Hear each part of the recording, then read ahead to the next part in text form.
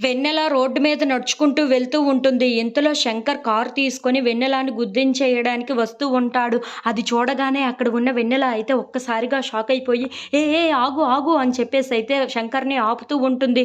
ఇంతలో అక్కడ ఉన్న శంకర్ కారు నుండి బయటకి వస్తూ ఉంటాడు. అది చూడగానే అక్కడ ఉన్న వెన్నెల మాత్రం ఏంటి గుద్దించేస్తావా ఏంటా అని చెప్పేసైతే అడుగుతూ ఉంటుంది. ఆ మాటలు వినగానే అక్కడ ఉన్న శంకర్ మాత్రం నేను నిన్నెందుకు గుద్దిస్తాను చెప్పు. నిన్ను తీసుకొని వెళ్ళి మా పెద్దమ్మ కాలు దగ్గర పడేస్తాను పద అని చెప్పేసైతే తన చెయ్యి పట్టుకొని లాక్కొని మరీ వెళ్తూ ఉంటాడు.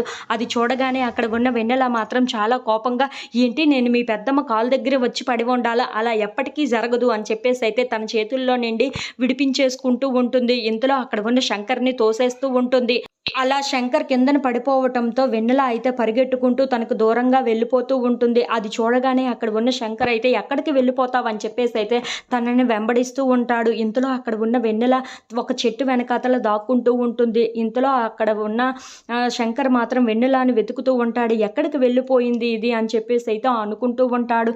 అక్కడ ఉన్న వెన్నెల చెట్టు వెనకాతల దాక్కొని ఉండటం కేశవ చూసి ఏంటి ఇక్కడ దాక్కుంటావా అని చెప్పేసైతే తన నోరును మూసేస్తూ ఉంటాడు. అది చూడగానే అక్కడ ఉన్న వెన్నెల అయితే ఒక్కసారిగా షాక్ అయిపోతూ ఉంటుంది.